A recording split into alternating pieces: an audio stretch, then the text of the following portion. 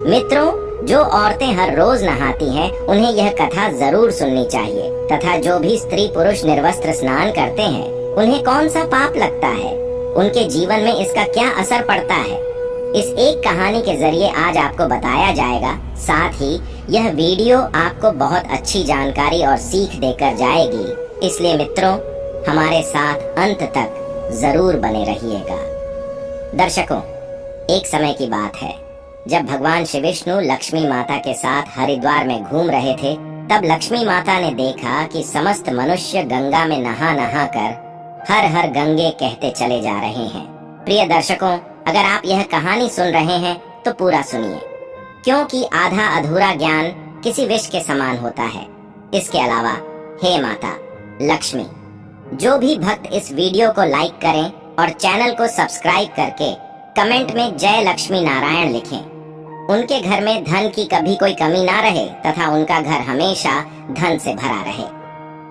मित्रों, जब माता लक्ष्मी ने देखा कि समस्त मनुष्य गंगा में नहा नहा कर हर हर गंगे कहते चले जा रहे हैं, परंतु सभी दुखी और परेशान हैं, तब लक्ष्मी माता ने बहुत आश्चर्य से भगवान विष्णु से पूछा और कहा, हे प्रभु, गंगा में इतनी बार स्नान करने पर भी इनके पाप और दुखों का नाश क्यों नहीं हुआ? क्या गंगा में अब कलयुग के कारण सत्यता नहीं रही? मित्रों, भगवान विष्णु ने मुस्कुराते हुए कहा, हे देवी लक्ष्मी, गंगा में तो वही सामर्थ्य है, परंतु इन लोगों ने पापनाशिनी गंगा में स्नान ही नहीं किया, तो फिर इन्हें लाभ कैसे हो? तब माँ लक्ष्मी ने आश्चर्य से कहा, हे प्रभु, स्नान कैसे नहीं किया? सभी तो गंगा नहाकर जा रहे हैं, और तो और अभी तक इनके शरीर भी नहीं सूखे हैं। तब भगवान विष्णु ने कहा, ये लोग तो केवल गंगा जल में डुबकी लगाकर आ रहे हैं। हे देवी, मैं तुम्हें कल इसका रहस्य समझाऊंगा। ऐसा कहकर वे दोनों ही अंतर ध्यान हो जाते हैं। मित्रों, वहीं दूसरे दिन अचानक से बहुत जोरों की बरसात होने लगी। सभी गलियां कीचड़ से भर गईं। एक चौड़े रास्ते में एक गहरा गड्ढा था जिसमें चारों ओर से कीचड़ भर रहा था। तभी भगवान विष्णु ने लीला से एक ब्राह्मण का वृद्ध रूप धारण कर लिया और किसी विवश की तरह गड्ढे में जाकर ऐसे पड़ गए मानो कि जैसे कोई मनुष्य चलते चलते गड्ढे में गिर पड़ा हो और निकलने की चेष्टा करने पर भी ना निकल पा रहा हो।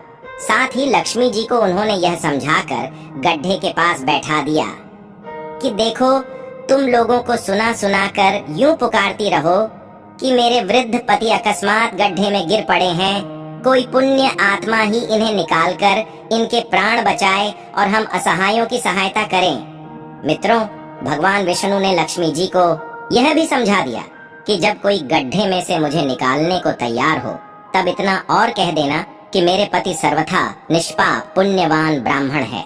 इन्हें वही व्यक्ति छुए जो खुद भी निष्पाप हो।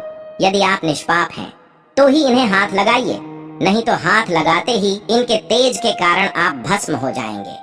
मित्रों, लक्ष्मी जी ने तथास्तु कहकर गड्ढे के किनारे बैठ गई और आने जाने वालों को सुना सुनाकर भगवान श्री हरि की सिखाई हुई बात बार बार कहने लगी। उसी समय गंगा में नहाकर लोगों के दल आ रहे थे और उस सुंदर युवती को यूं बैठी देखकर कई लोगों के मन में वासना या पाप और कईयों को कुछ धर्म का भय हुआ, तो कई कानून से डर गए।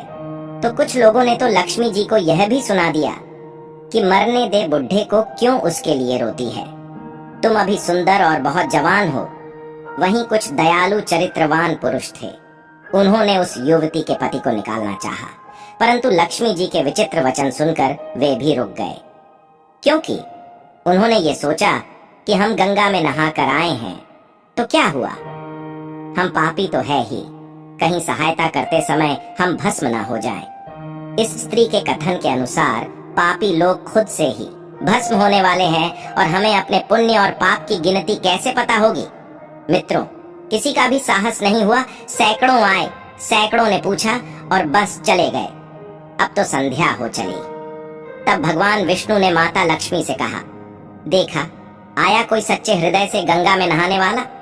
मित्रों, तब थोड़ी ही देर के बाद एक नौजवान ब्राह्मण हाथ में लौटाली हर हर गंगे कहता हुआ नदी से बाहर निकलकर मंदिर की ओर जा रहा था। जब उसकी दृष्टि उस स्त्री पर पड़ी तथा उनका अपने विवशता का विलाप सुन युवक का हृदय करुणा से भर आया।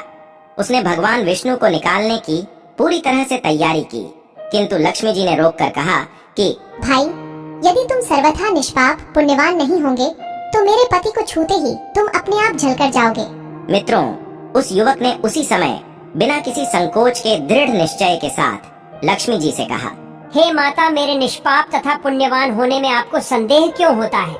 आप देखती नहीं कि मैं अभी अभी गंगा जी में पुण्य स्नान करते हुए नहाकर आया हूँ। भला पाप नाशिनी परम तेजस्वी गंगा मैया में गोता लगाने के बाद भी कभी पाप रहते हैं? हे देवी, मैं अभी आपके पति को इस पीड़ा से मुक्त कर इस दुर्गंध से बाहर निकालता हूँ। कृपया आप मेरा विश्वास करें। ऐसा कहते हुए उस युवक ने लपक कर बूढ़े को ऊपर उठा लिया। मित्रों, उस समय भगवान विष्णु और माँ लक्ष्मी ने उसे पुण्य फल का अधिकारी समझकर अपना असली स्वरूप प्रकट करते हुए उसे साक्षात दर्शन देकर कृतार्थ किया। मित्रों, वहीं भगवान विष्णु जी ने माता लक्ष्मी से कहा, हे लक्ष्मी, इतने सारे लोगों में से केवल इस एक युवक ब्राह्मण ने ही गंगा स्नान किया है। हे देवी, इसी दृष्टांत के अनुसार जो लोग बिना श्रद्धा और विश्वास के केवल दंभ के लिए गंगा स्नान करते हैं, उन्हें वास्तविकता में कोई भी फल नहीं मिलता। परंतु इसका यह मतलब नहीं कि गंगा स्नान व्यर्थ जाता है। गंगा स्नान का बहुत पुण्य भी है। मित्रों, इसके बाद भगवान विष्णु जी ने माता लक्ष्मी जी से कहा, हे देवी, अब मैं आपको वह 12 बातें बताता हूँ। जो भी मनुष्य इन 12 बातों को नहाते समय ध्यान में रखता है, वह कभी भी दुखी नहीं रहता है। उसके घर में देवी लक्ष्मी का वास होता है। उसके घर में अपार धन आता है। घर में कभी भी लड़ाई झगड़ा या क्लेश नहीं होते हैं। उसका पूरा परिवार हंसी खुशी के साथ सुखपूर्वक जीवन व्यतीत करता है। मित्रों, तब माता लक्ष्मी ने कहा, हे प्रभु भगवान, आप हमें यह 12 बातें बताइए जिसका मनुष्य जीवन पर कैसे प्रभाव होता है। इस विषय में मैं जानना चाहती हूँ। कृपा करें और मेरी जिज्ञासा को शांत करें। मित्रों, इसके बाद भगवान विष्णु उन बातों को बताना शुरू कर देते हैं और माता लक्ष्मी बहुत ध्यान से सुनने लगती है। प्रिय दर्शकों, यह 12 बातें आप लोग भी बिल्कुल ध्यान से सुनना। इसके बाद भगवान विष्णु कहते हैं, हे प्रिय, यह 12 बातें बताने के बाद मैं आपको एक बात और बताऊंगा। जो औरतें कपड़े खोलकर स्नान करती हैं, उनके लिए यह बात बहुत ही महत्वपूर्ण है। तो हे लक्ष्मी, आप इस बात को बहुत ही ध्यान से सुनना। तभी विष्णु जी अपनी वाणी को शुरू कर और बताने लगते हैं। दोस्तों, विष्णु जी कहते हैं, प्रतिदिन स्नान करने से शरीर निरोगी रहता है तथा मन प्रसन्न रहता है। स्नान से चेहरे की क्रांति और शारीरिक आकर्षण में भी बढ़ोतरी होती है। अगर इस नित्य कर्म के दौरान कुछ विशेष बातों का ध्यान रखा जाए तो आध्यात्मिकता से भी ज्यादा लाभ पाया जा सकता है। नहाने के क्रम में इन बातों का ख्याल जरूर रखा जाना चाहिए। सबसे पहले स्नान करने के बाद शुद्ध होकर पूजा पाठ आदि सारे काम करने के योग्य बनते हैं, इसलिए सुबह को ही स्नान कर लेना चाहिए। दूसरी बात, शास्त्रों में कहा गया है कि स्नान करने से इन 7 गुणों की प्राप्ति होती है। रूप, तेज, बल, पवित्रता, आयु, आरोग्य, निर्लोभ, धन, पुष्टि व आरोग्य और स्वास्थ्य चाहने वालों को हर मौसम में और हर दिन स्नान करना चाहिए। चौथी बात, शास्त्रों में कहा गया है कि सुबह स्नान करने से पापों का नाश होता है और पुण्य मिलता है। ऐसा भी कहा गया है कि सुबह नहाने वालों के पास नकारात्मक शक्तियां नहीं भटकती, इसीलिए सुबह के समय स्नान करना ही उचित है। 5वीं बात, बीमारी के हालत में सिर के नीचे से ही स्नान करना चाहिए या गीले वस्त्रों से शरीर को पोंछ लेना एक तरह का स्नान ही कहा गया है।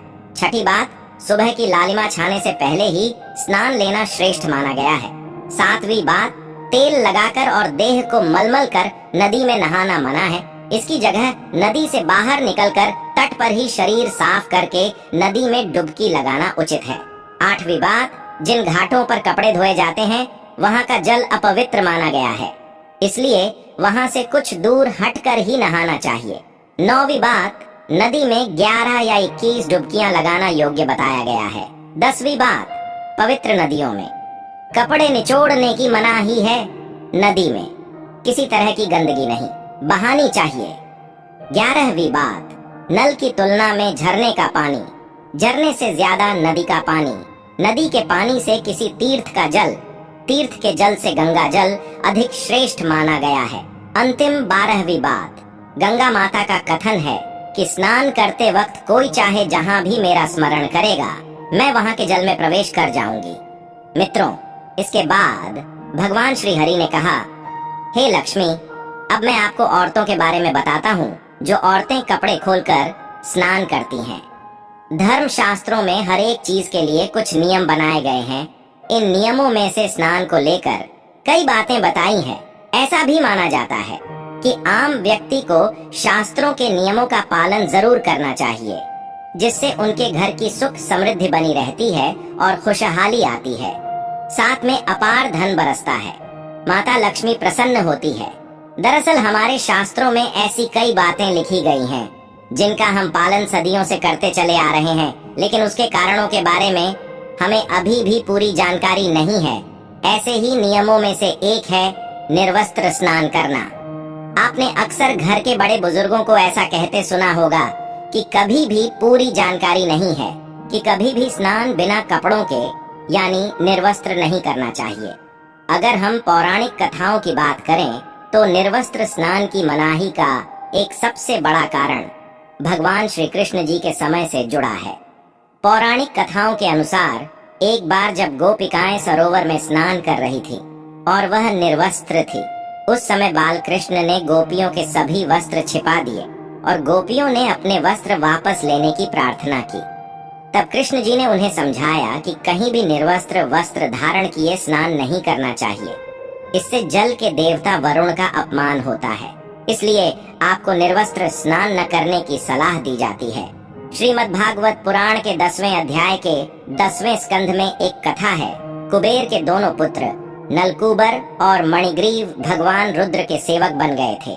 धनवान होने के साथ ही साथ भगवान शिव की कृपा प्राप्ति के कारण दोनों घमंडी हो गए थे। अपने धन वैभव के अहंकार में एक दिन दोनों मंदाकिनी नदी के तट पर अप्सराओं से साथ मदिरा पीकर जल क्रीड़ा कर रहे थे।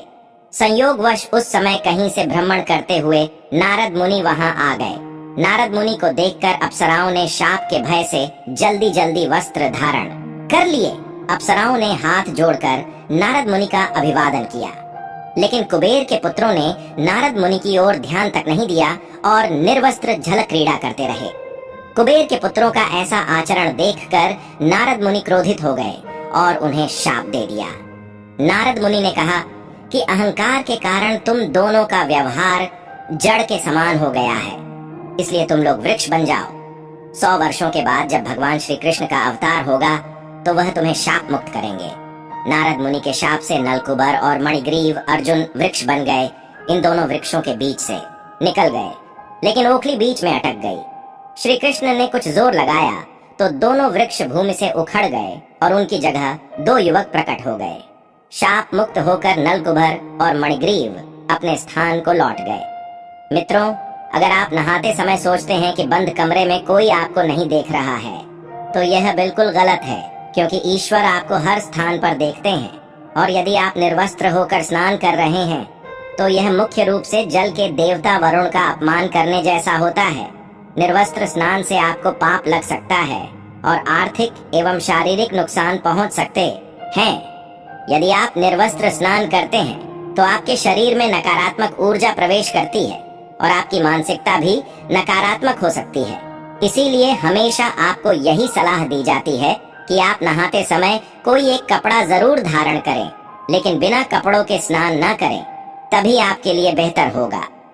मित्रों, निर्वस्त्र स्नान से शरीर की सकारात्मक ऊर्जा शरीर से बाहर निकल सकती है और इसका प्रभाव आपके शरीर के साथ साथ आपके मन मस्तिष्क में भी होता है। वहीं दूसरी ओर गरुड़ पुराण के अनुसार जब आप स्नान करते हैं तब आपके पितर यानी मृत पूर्वज आपके आसपास ही मौजूद होते हैं। यदि आप निर्वस्त्र स्नान करते हैं तो आपको पितृ दोष लग सकता है।